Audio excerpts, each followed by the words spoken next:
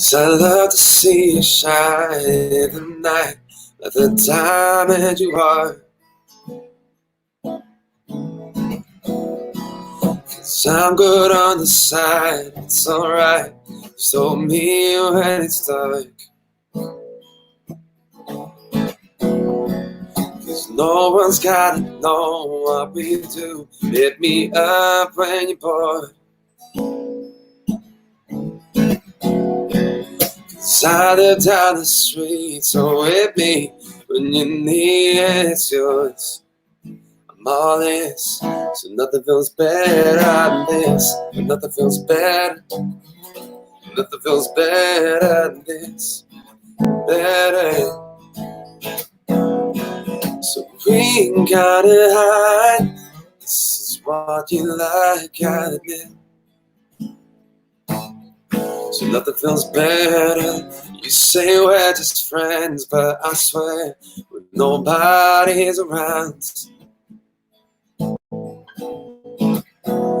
keep my hand on your neck. We connect. Are you feeling it now? 'Cause I am.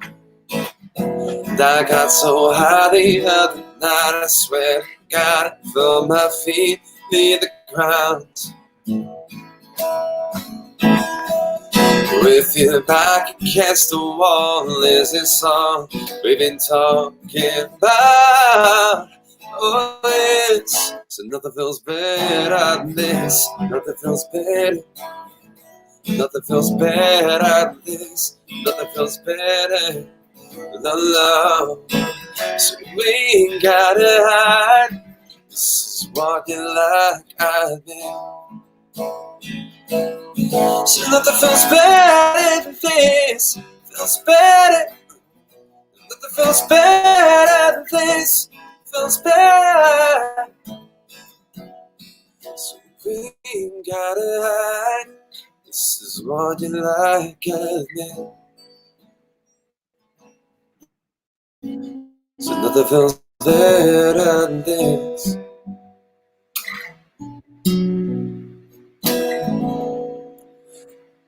Rock on, the crowd goes wild. Thank you so much, Josh. Thank you. Guys, today Are you happy? Guys, today I'm speaking to memory coach Josh McCartney. So Josh is going to show us how we can avoid embarrassing moments of forgetfulness by following techniques that he has put together in his memory book, so that we never again have to pretend that we remember someone's name when we've forgotten it. So welcome to the live, Josh. Hey everybody, how we doing? Good to see you. And thank you so much. I can't see anybody right now. Yeah, so I have to say that just before we came on, Josh's screen totally went blank on his laptop. So whilst we can see him, I actually can't see him right now. So, but we're going to improvise. We're going to go ahead with it. And yeah, so like I say to you, Josh is Dubai's premier memory coach, and he is the founder of Memory Playbook. Tell us about Memory Playbook, Josh. So Memory Playbook in its essence is going to be a community platform for people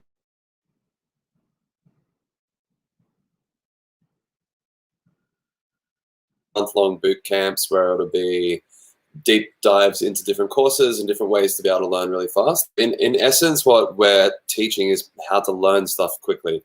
So memory is something it's trained. It's something that's nobody has a good or a bad memory. It's just either trained or untrained. And there are certain ways that you can actually improve your memory. And it doesn't take that much effort, but you still have to do the reps to be able to get better at it. It's very similar to a muscle. If you use your muscle at the gym, it gets bigger. If you don't use it, it gets smaller. And over the time, at the moment, what's happening in the world right now is there's currently a term called digital dementia, which is all it is. It's just we just outsource our brain to a device that we trust, such as a laptop or a phone or whatever it is. But the brain doesn't know when to stop doing that. So it just keeps outsourcing itself. And eventually you end up being really unfocused in conversations. You might walk into a room pretty consistently, not even know what you're doing in there, and those sort of little things. So when you start to train your brain, you like little things that you don't expect to get better at start to become passively really, really easy. Some things like when we're having a conversation with somebody, you can be really focused and present, or if you're just doing day-to-day things, you're just really in the moment. And so today, I feel like a good one to help people would be names today. That's generally the thing that people come up to me all the time. It's like, I just suck at names. I can remember your face, but I can't remember your name, right? And so I feel like maybe we can give a couple little tips about that today, might be the thing. Yeah, definitely. Let's do that, because I know for me personally, that is really embarrassing when someone tells you the name, literally 2 seconds later, you've forgotten it. So just how can you remember somebody's name?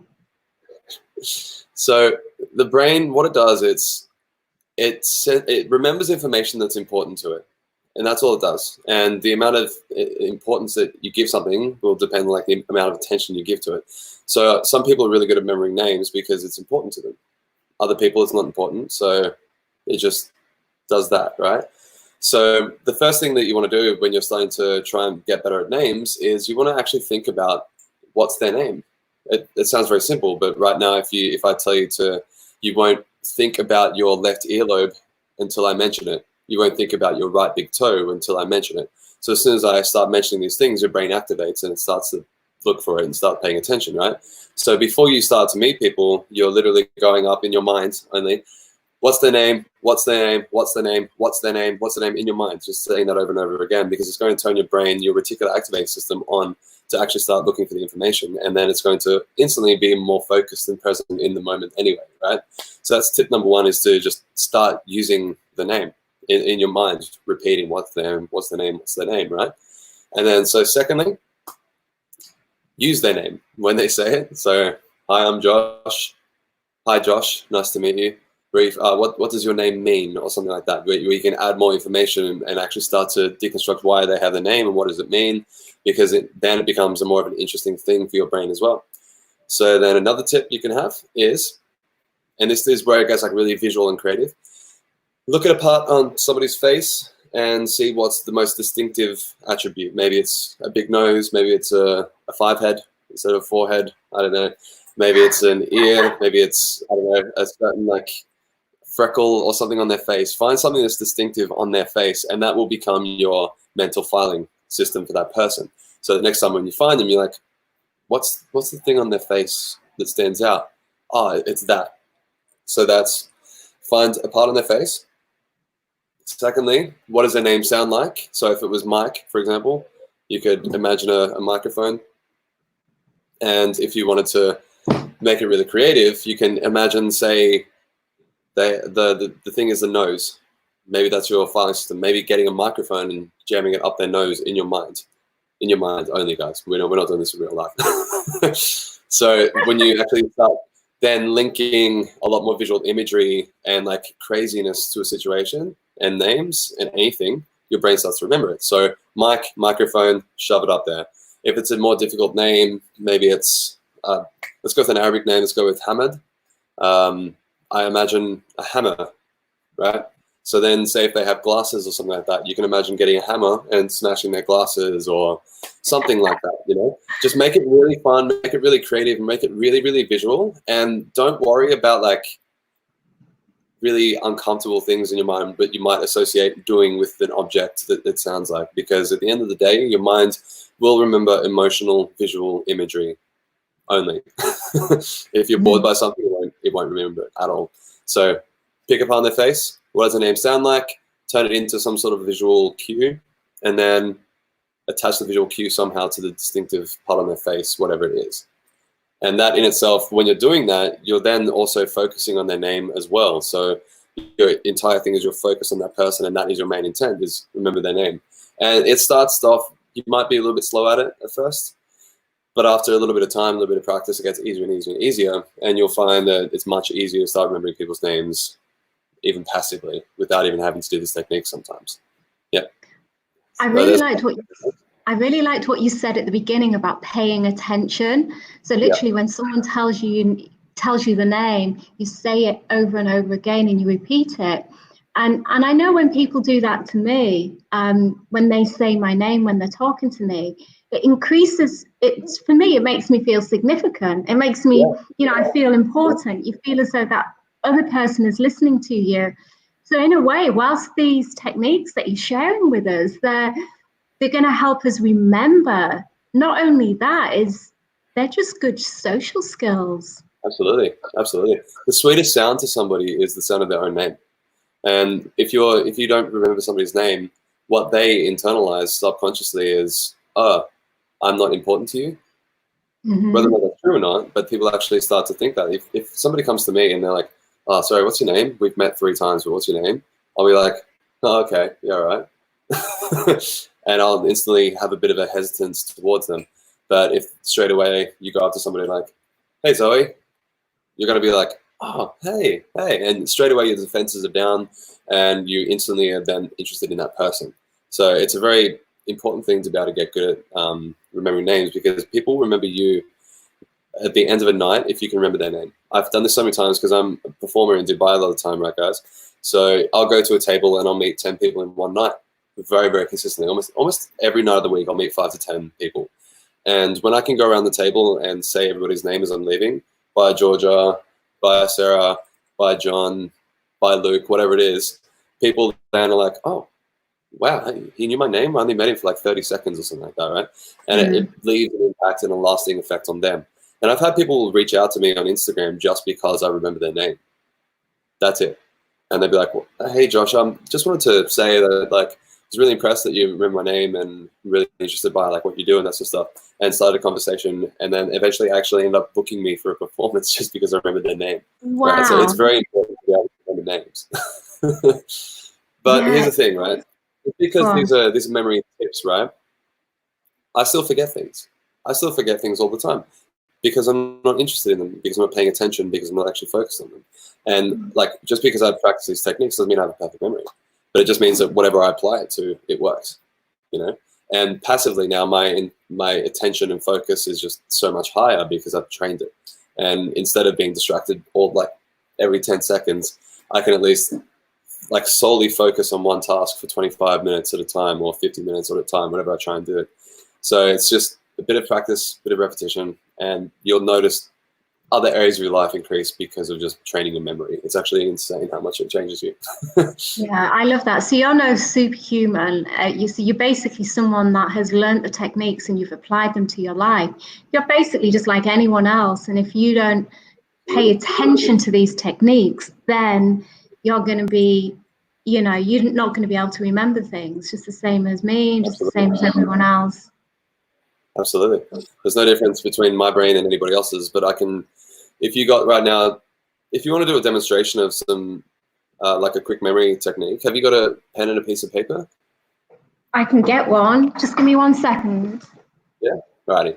So I'm going to get Zoe to write down some 2-digit numbers, just like 5 to 10 2-digit numbers or whatever it is, and I'll try to remember them. I'll try my best. Let's see how we go though. And I wish I could see everybody right now, but all I'm looking at the moment is a completely white screen. I wish you could actually. Okay, we can see you, Josh. See it right now. We can see you, hon, and thank you so much for improvising. Love it. Okay, so I've got my pen and I've got my paper. Okay, so I want you to write down some 2-digit numbers, like downwards like this. So 2, 2, 2, 2, like that, and just tell them to me as you're doing them. Okay, so 2 different numbers. So like 24, 58, that sort of thing. How many do I write? Just do 5 to 10 of them for now, just to make it quick on time. 22, 16, 18, 34, 36, 7, Yep. 99. So what was after 36, sorry? After 36, it was 47, and then it was 99. Okay. Okay. So we'll stay there for now? Yeah. Okay. That's enough, I think.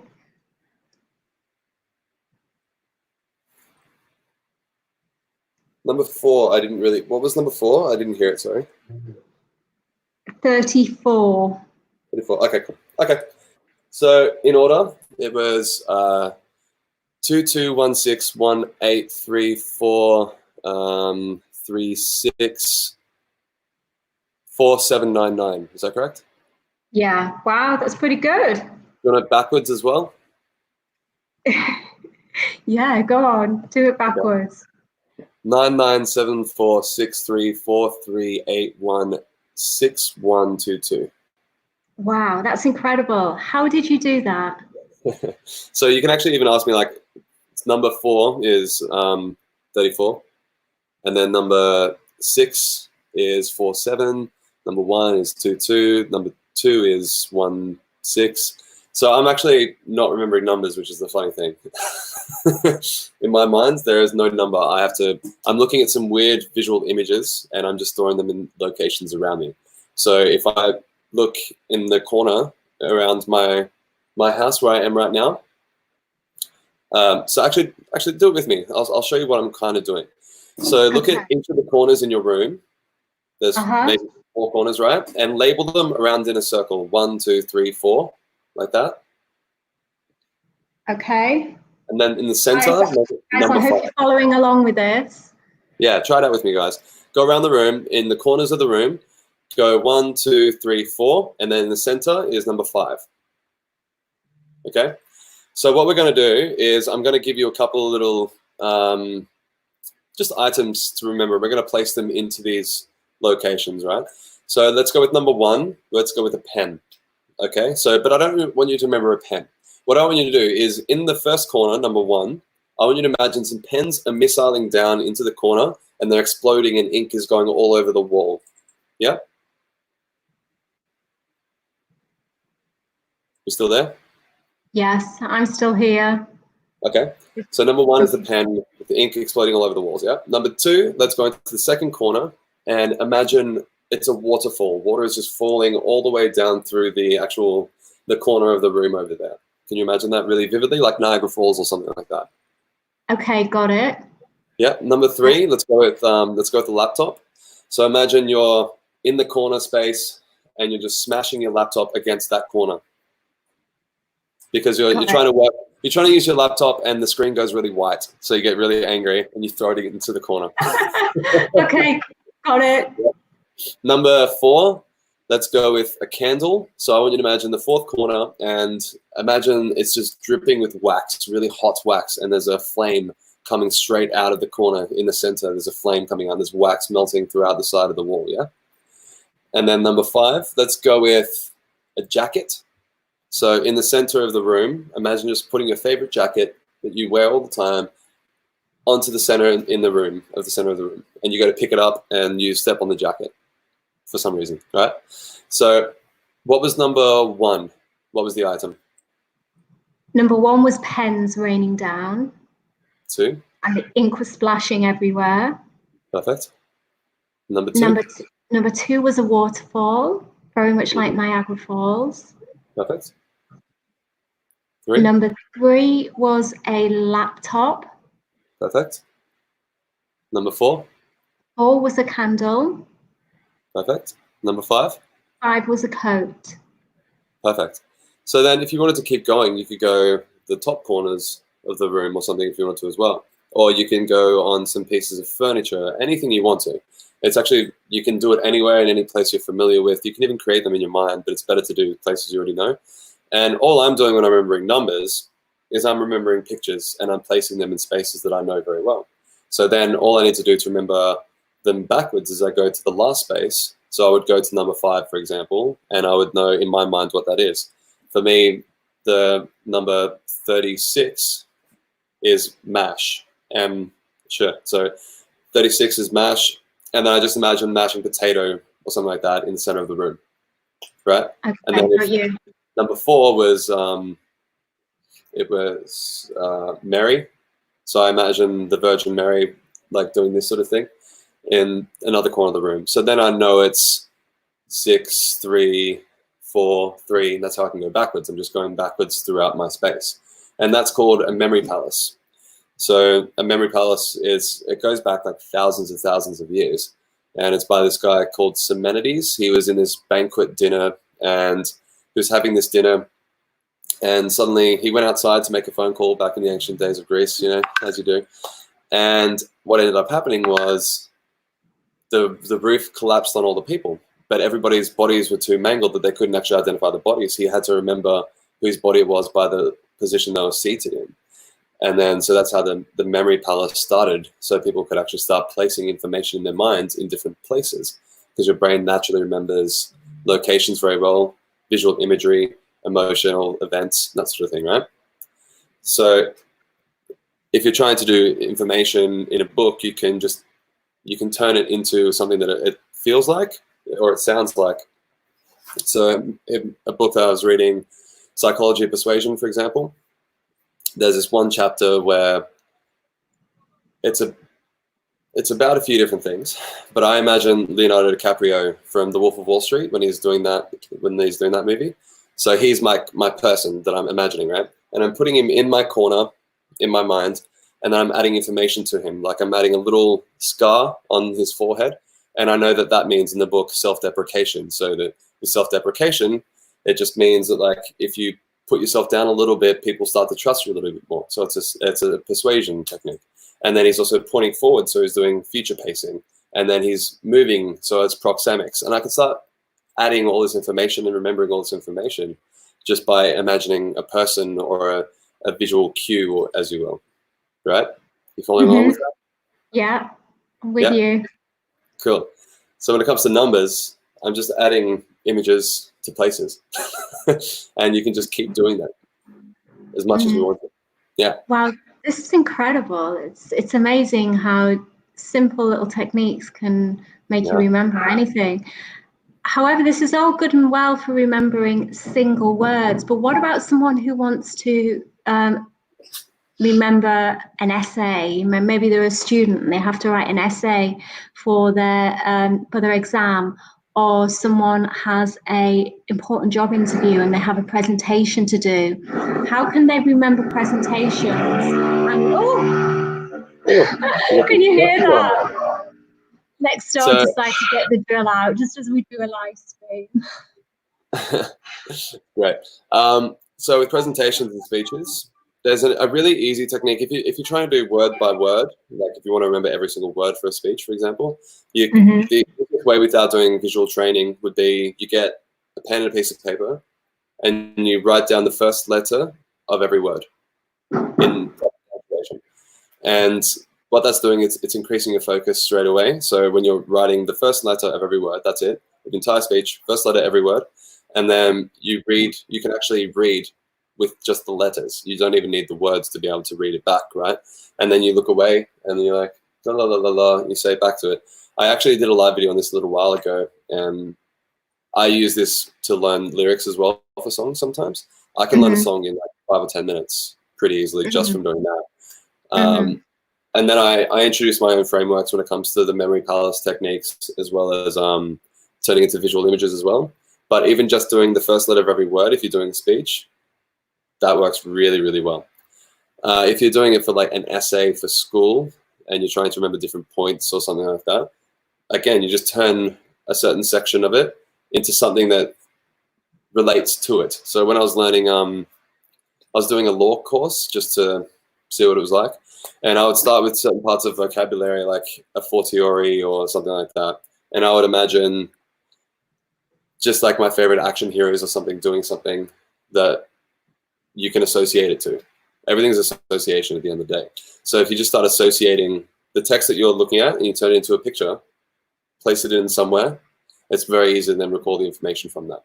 It's like having cheat notes in your head, essentially. But it takes a bit of training. It might sound like nonsense until you start trying it as well.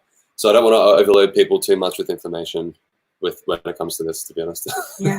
Wow, these techniques are absolutely amazing. Guys, Thank you for tuning in, guys. We've been on 24 minutes now. The purpose of these live streams are really to bring you bite-sized chunks that you can take away. I did interview Josh for my podcast, so if you'd like to listen to the extended version, where we go into more depth about accelerated learning and the memory playbook, pop over to Libsyn, Spotify, iTunes, and check out the podcast on the Zoe Turner podcast. Alternatively, you can follow Josh on Memory Playbook on Instagram and Josh McCartney Official. Josh, thank you so much. Thank you so much. It's good to hear your voice again. I can't see you, so it's just going to go with hear your voice right now. Yeah. Are you going to be able to finish this off with another song, Josh? Sure, of course. Yeah, thank you so much. I love hearing you sing. You've got the voice of an angel. Thank you very much. Okay, I'll play you guys. I'll play you a song. I don't know what yet, but let's find out. Okay.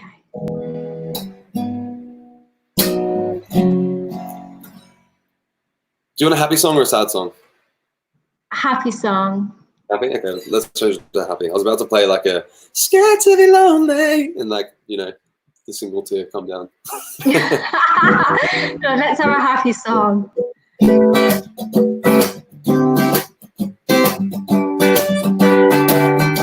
Woo!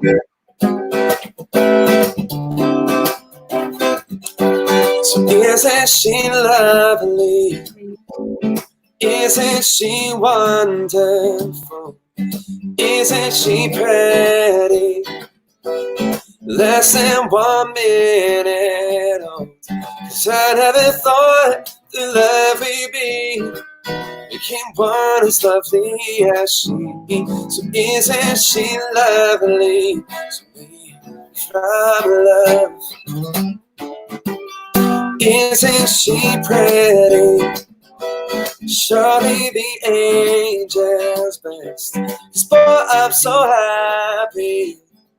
'Cause we have been angels blessed. 'Cause I never thought the love we'd be making one as lovely as she. So isn't she lovely to me from love? Woo! Thank you very much. Thank you, Thank you so much. And thank you for listening, guys. Thank you for tuning in.